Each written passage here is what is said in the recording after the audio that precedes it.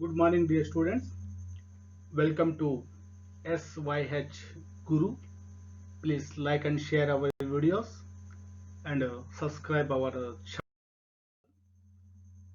మన 9వ తరగతి పాఠ్య పుస్తకంలోని 4వ పాఠం ప్రకృతికి సీక్. ప్రకృతికి సీక్ అనగా ప్రకృతి యొక్క నేర్పడం. అంటే మనం ప్రకృతిని చూసి ఏం నేర్చుకోవచ్చు. యాక్చువల్గా మనం ప్రకృతిని చూసి చాలా విషయాలు నేర్చుకుంటుంటాం. అంతకుముందు మనకు ఒక పాఠం కూడా ఉండేది, ఏమనేసి ఫూలోం సే నితు హసనా సీఖో బౌరోం సే నితు గానా హవాకి झोंकी डालियों से तरु की झोंकी डालियों से निथिर सीखो శీష ఝుకానా అనేసి గురించి చెప్పారు అనమాట. అంటే ఏమి, మనము పువ్వులను చూసి నవ్వడం నేర్చుకోవచ్చు, తుమ్మెదలను చూసి పాడటం నేర్చుకోవచ్చు, ఈ విధంగా చెట్టు యొక్క వంగిన కొమ్మలను చూసి మనము తలను వంచుకోవడం నేర్చుకోవచ్చు అనేసి అక్కడ కవి చాలా అద్భుతంగా ఆ పాఠంలో చెప్పడం జరిగింది. మనకు ఇదే కాదు, ప్రకృతిలోని ప్రతి అంశాన్ని చూసి, ప్రకృతి అనేది అసలు ఒక చాలా గొప్పది. ఈ ప్రకృతిలోని ప్రతి అంశాన్ని చూసి మనం ఏదో ఒక విషయాన్ని ఖచ్చితంగా మనము నేర్చుకోవచ్చు అనమాట. టైం పంక్చువాలిటీ కూడా మనం ప్రకృతిని చూసి నేర్చుకోవచ్చు. చూడండి, సూర్యుడు ఉదయిస్తాడు కదా, మీరు ఒక డేట్ను టార్గెట్ చేసుకోండి. ఫర్ ఎగ్జాంపుల్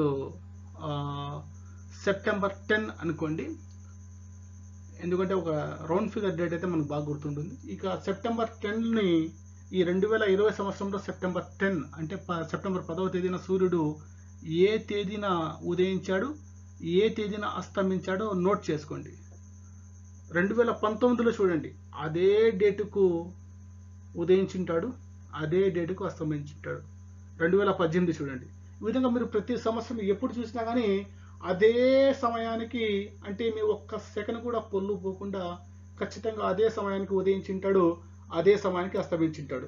సో మనము సూర్యుని చూసి టైం పంక్చువాలిటీని కూడా నేర్చుకోవచ్చు.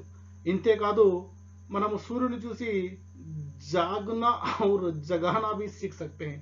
అంటే మేమి టైం ప్రకారంగా మనం మేల్కోవడమే కాకుండా ఇతరులను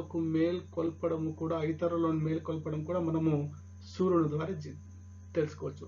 ఈ విధంగా సూర్యుడనే కాదు, చందమామను చూసి కూడా మనమేమి చల్లదనాన్ని ఇవ్వడం నేర్చుకోవచ్చు, పువ్వులను చూసి నవ్వడం నేర్చుకోవచ్చు. ఈ విధంగా అవునా లేదా, ఒక అందాన్ని వర్ణించాలంటే ప్రకృతితోనే వర్ణిస్తాం, అవునా లేదా. ఈ ప్రకృతి వల్ల చాలా విషయాలు మనం నేర్చుకోవచ్చు. సరే, ఇక్కడ ఈ పాఠంలో మనకు ఈ ప్రకృతికి సీక్ అనే కవితలో మన కవి అయిన శ్రీ సోహన్ లాల్ ద్వివేది గారు కొన్ని అంశాల గురించి చర్చించారు. అంటే ప్రకృతిలోని కొన్ని అంశాల గురించి చూపిస్తూ వీటిని చూసి మనం ఇవి నేర్చుకోవచ్చు అనే విషయాన్ని ఇక్కడ చెప్పారు. సరే, ఈ పాఠంలో ఈ కవితలో సోహన్ లాల్ ద్వివేది గారు సూచించిన ఆ అంశాలు ఏదో మనము కూలంకుషంగా నేర్చుకుందాం. అయితే మనం పాఠంలోకి వెళ్లే ముందర మన పాఠానికి సంబంధించిన ఒక బిగ్ పిక్చర్ అనేది ఉంటుంది. ప్రతి పాఠానికి ఉంటుంది, అవునా లేదా. మనము గత పాఠాలలో కూడా మనం చూసుకున్నాం. ఫస్ట్ బిగ్ పిక్చర్ గురించి మనము డిస్కస్ చేసుకున్నాం. ఇక్కడ ఈ బిగ్ పిక్చర్ని మీరు బాగా గమనించండి, ఎందుకంటే ఆ యూజువల్గా మనం ముందు నుంచి అనుకుంటూనే వస్తున్నాం. ఏంటంటే మనకు ఈ బిగ్ పిక్చర్కి సంబంధించి కొన్ని ప్రశ్నలు ఉంటాయి. అంటే ఎన్ని 3 ప్రశ్నలు ఉంటాయి. ఆ 3 ప్రశ్నలకు మనము సమాధానాలు ఈ బొమ్మను చూసి రాయవలసి ఉంటుంది. సో ఈ బొమ్మను మనము జాగ్రత్తగా పరిశీలిద్దాం. ఈ బొమ్మలో మనకు ఏమేం కనబడుతుందో కూడా కొంచెం జాగ్రత్తగా చూడండి. ఇక్కడ బొమ్మలో అయితే ఇక ఒకవేళ మీ ముందు మీరే చెప్పేవారు కాబట్టి ఇక నేనే చెప్పాల్సి వస్తుంది. సో ఈ బొమ్మలో మనకు ఇక్కడ సముద్రం కనబడుతుంది, అవునా లేదా. ఇక సముద్రపు అలలు కూడా కనబడుతున్నాయి. తర్వాత ఒక చిన్న పడవ కనబడుతుంది. ఆ పడవలో మత్స్యకారులు ఉన్నారు. తమ జీవితంతో పోరాడుతున్నట్టుగా అక్కడ మనకు దృశ్యము కనబడుతుంది అనమాట. ఓకేనా? సరే, ఈ బొమ్మకు సంబంధించి మనకు ఏమేం ప్రశ్నలు ఇచ్చాడో ఇక్కడ ఒకసారి గమనిద్దాం. ఇక్కడ బొమ్మకు సంబంధించిన ప్రశ్నలు ఇచ్చాడు చూడండి. ఏమంటున్నాడు? చిత్రమే క్యా దిఖాయి దే రహా హై. ఫస్ట్ ప్రశ్న ఇచ్చాడు. అంటే తెలుగు అర్థం మనకు తెలిసిందే.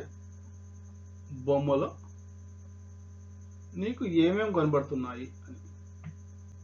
నెక్స్ట్ క్వశ్చన్, వే క్యా కర్ రహే హై. అంటే వారు ఏమి చేస్తున్నారు అని. మూడో ప్రశ్న, ఇస్సే క్యా సందేశ్ మిల్తా హై. అంటే ఆ బొమ్మను చూసాం కదా, ఆ బొమ్మను చూస్తే ఆ బొమ్మ ద్వారా నీకు ఏమైనా సందేశం లభిస్తుందా, ఏం లభిస్తుంది అనేసి మనము ఆన్సర్ కింద రాయాల్సి ఉంటుంది. సరే, మనం ఇక్కడ క్వశ్చన్స్ చూద్దాం. ఫస్ట్ ప్రశ్న, చిత్రమే క్యా క్యా దిఖాయి దే రహా హై. అంటే ఈ బొమ్మలో మనకు ఏమేమి కనబడుతున్నాయని. సరే, బొమ్మలో ఏమేమి కనబడుతున్నాయో ఒకసారి మనము ఆ బొమ్మను ఒకసారి ఇమాజిన్ చేసుకుందాం. ఆ బొమ్మను చూసాం కదా. ఒకవేళ మీ దగ్గర టెక్స్ట్ బుక్ ఉంటే పేజ్ నెంబర్ 18, పేజ్ నెంబర్ 18లో ఆ బొమ్మ ఉంది. ఆ బొమ్మను చూడండి. లేకపోతే మనం ఆల్రెడీ చూసిన బొమ్మనే ఒకసారి గుర్తుపెట్టుకొని ఇమాజిన్ చేయండి. వాటిలో ఏమేమి ఉన్నాయంటే,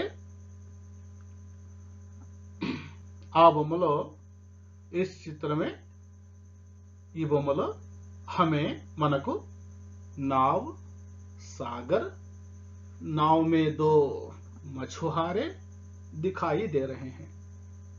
जीवन बिताने के लिए धैर्य से जान की बाजी लगाना भी दिखाई दे रहा है. అంటే ఇక్కడ మనకు అంటే మన కంటికి ఏం కనబడిందో అది రాసినాం అనమాట. అంతే. మనకు ఈ బొమ్మలో నావ్ అంటే పడవ,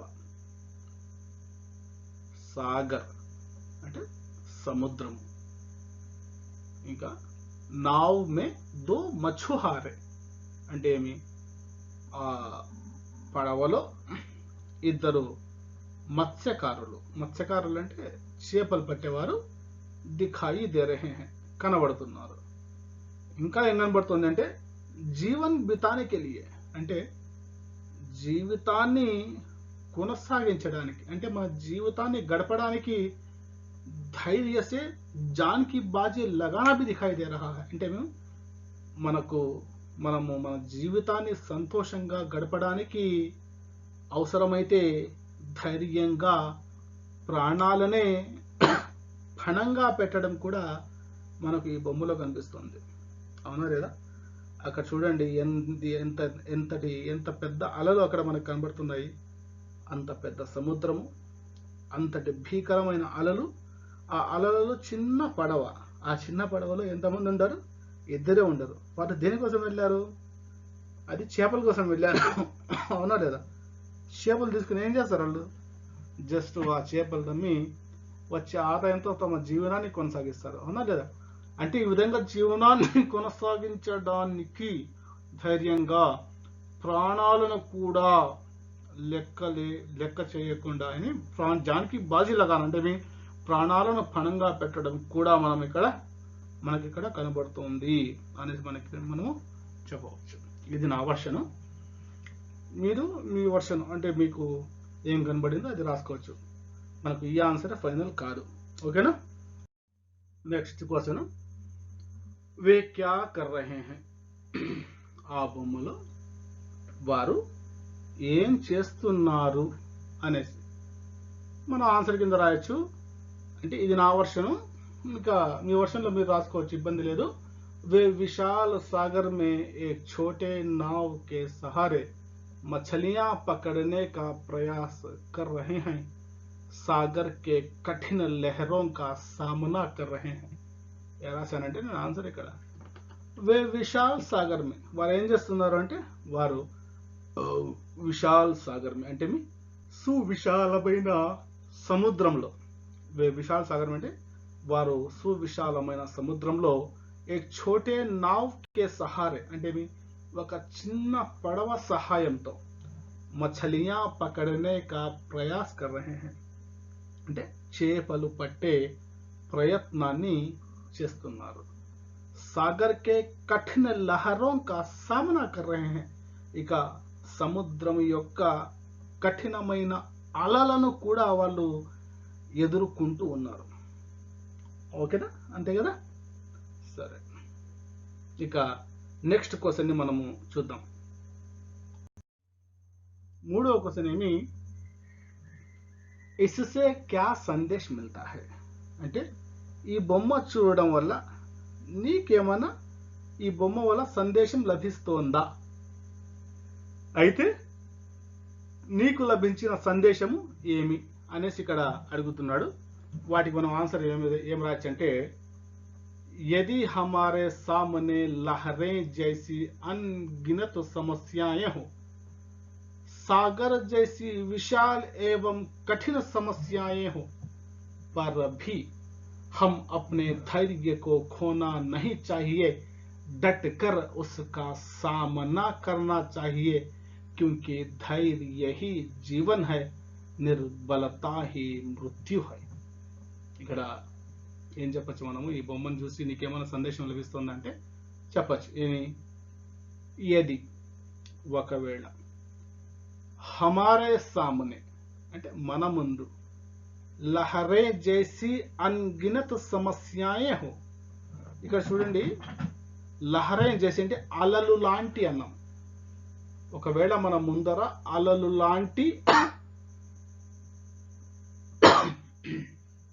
అన్గినత సమస్యాయే అంటే మన ముందర అలలు లాంటి లెక్కలేనన్ని సమస్యలు ఉన్నా, ఇక్కడ అలలనే ఎందుకు ఎగ్జాంపుల్గా తీసుకున్నామంటే సముద్రంలో ఒక్క అల మాత్రమే వచ్చి వెళ్ళిపోదు, అలలు వస్తూనే ఉంటాయి, అవునా లేదా. ఆ అలలను మనము కౌంట్ కూడా చేసుకోలేము, వస్తూనే ఉంటాయి, అవునా లేదా చెబుతున్నాడు. ఒకవేళ మన జీవితంలో అలలుగా అంటే ఏమి లెక్కలేనన్ని సమస్యలు వచ్చినా, ఇంకా ఏమి సాగర జైసి విశాల్ ఏవం కఠిన సమస్యాయే హో అంటే ఏమి సముద్రము లాంటి లోతైన కఠినమైన సమస్యలు మనకు ఎదురైనా, చూడండి ఎన్ని సమస్యలు ఎదురైనా, కఠినమైన సమస్యలు ఎదురైనా, పర్ భీ అయినా కానీ हम अपने धैर्य को खोना नहीं चाहिए, మనము మన ధైర్యాన్ని ఎన్నటికీ ఖోనా నహి చాహియే అంటే కోల్పోకూడదు, ధైర్యాన్ని విడవకూడదు అని. డట్కర్ ఉస్కా సామనా కర్నా చాహియే అంటే ఏమి, డట్కర్ అంటే మనం ధైర్యంగా వాటిని ఎదుర్కొనాలి, దేన్య సమస్యలను మనము ఖచ్చితంగా ఎదురొడ్డి పోరాడాలి. ఎందుకంటే, క్యూంకి అంటే ఎందుకంటే, ధైర్య హీ జీవన్ హై ఎందుకంటే ధైర్యమే జీవితం, ధైర్యమే జీవితం. నిర్బలతా హీ మృత్యు హై బలహీనతే మరణం, బలహీనతే మరణం. కాబట్టి మనము ఏ సందర్భంలో కూడా బలహీన పడకూడదు, భయపడకూడదు. ఎందుకంటే ఎవడైతే ధైర్యంగా ఉంటే వాడే జీవించి ఉన్నట్టు, ధైర్యము లేని వాడు ఏమి మరణించిన వాడితో సమానం. ఆ సందేశం మనకు ఈ బొమ్మ ద్వారా లభిస్తుంది అనేసి మనం రాసాం. ఇది జస్ట్ నా వర్షన్ మాత్రమే. ఇక ఇంతకంటే మీరు మీ వర్షన్ను ఏం చేయొచ్చు అంటే మీరు రాసుకోవచ్చు. ఓకేనా. నెక్స్ట్ మనకు ఈ యొక్క ఉద్దేశం ఏమో ఇక్కడ చెప్తున్నట్టు చూడండి. प्रेरणाप्रद कविताओं का संकलन कर उनका पठन करना, भाव समझाना. प्रकृति के कण कण में कुछ ना कुछ संदेश छिपा होता है. ये पर्वत, नदियां, झरने, पेड़ आदि हमसे कुछ कहते हैं. इनके संदेशों से हमें जीवन सफल बना सकते हैं. చెబుతున్నాడు ఇక్కడ. ఈ పాఠం పెట్టడానికి ముఖ్య ఉద్దేశం ఏంటంటే ప్రేరణాపద కవితాओं का संकलन कर అంటే మీ ప్రేరణతో అంటే మోటివేషన్తో కూడిన కవితలను సంకలనం చేసి వాటిని చదివించడం. భావ సంజాన అంటే వాటిని వాటి యొక్క భావాన్ని అర్థమయ్యేలా చెప్పడం మరియు प्रकृति के कण कण में कुछ ना कुछ संदेश छिपा होता है. ఇక ప్రకృతిలోని ప్రతి అణువులో కూడా ఏదో ఒక సందేశము దాగి ఉంటుంది అనే విషయాన్ని విడమరచి చెప్పడం. ये पर्वत नदियां झरने पेड़ आदि हमसे कुछ कहते हैं. మన కంటికి కనిపించే పర్వతాలు కావచ్చు, నదులు కావచ్చు, జలపాతాలు కావచ్చు, చెట్లు కావచ్చు, ఈ మొదలైన అంశాలన్నీ, మొదలైన వస్తువులన్నీ, మొదలైన ప్రకృతి అంతా हमसे कुछ कहते हैं. ఈ ప్రకృతిలోని ప్రతి అంశము మమ్మల్ని ఏదో ఒకటి చెబుతుంది అన్నమాట, ఏదో ఒక సందేశం అనేది ఇస్తోంది. इनके संदेशों से हम जीवन सफल बना सकते हैं. ఇక ఈ ప్రకృతి ఇచ్చే ఈ సందేశాలను గనక మనకు అర్థం చేసుకుంటే, ఈ సందేశాలను మనం స్వీకరించినట్లయితే జీవన్ సఫల్ బనా సక్తే హై, మన జీవితాన్ని మనము సఫలీకృతము చేసుకోవచ్చు. కాబట్టి ఈ పాఠాన్ని ఇక్కడ పెట్టడం జరిగింది అనేసి ఇక్కడ టెక్స్ట్ బుక్లో ఇవ్వడం ఇచ్చారనమాట. ఓకేనా?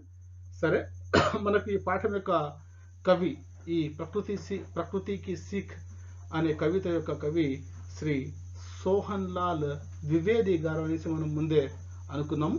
వీరు 1906 సంవత్సరం ఫిబ్రవరి 22వ తేదీన బిందకి అనే గ్రామంలో, అది ఎక్కడుందంటే ఉత్తరప్రదేశ్ రాష్ట్రంలోని ఫతేపూర్ జిల్లాలో ఉంది. ఓకేనా? ఈ 1906 నువ్వు హిందీలో ఏమంటామంటే 1906 అంటాము. ఏమంటాము? 1906 అంటాము. 22ను హిందీలో ఏమంటామంటే 22 అంటాం. ఏమంటాము? 22. ఇతను 1906 ఫిబ్రవరి 22వ తేదీ బిందకి అనే గ్రామంలో ఫతేపూర్ అనే జిల్లాలో జన్మించాడు. ఇది ఎక్కడుందంటే ఉత్తరప్రదేశ్లో ఉంది. సరే, వీరు మార్చి 1వ తేదీ 1988వ సంవత్సరంలో మరణించడం జరిగింది. 88ని హిందీలో 88 అంటాము.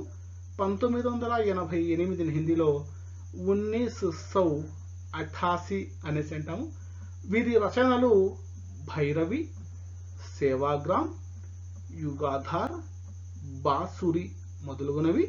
వీరికి పద్మశ్రీ అనే అవార్డు లభించింది. అయితే ఇది 1969, 1969. ఎప్పుడు? 1969 హిందీలో ఏమంటామంటే 1969 అంటారు. 1969 में इनको पद्मश्री नामक पुरस्कार प्राप्त हुआ.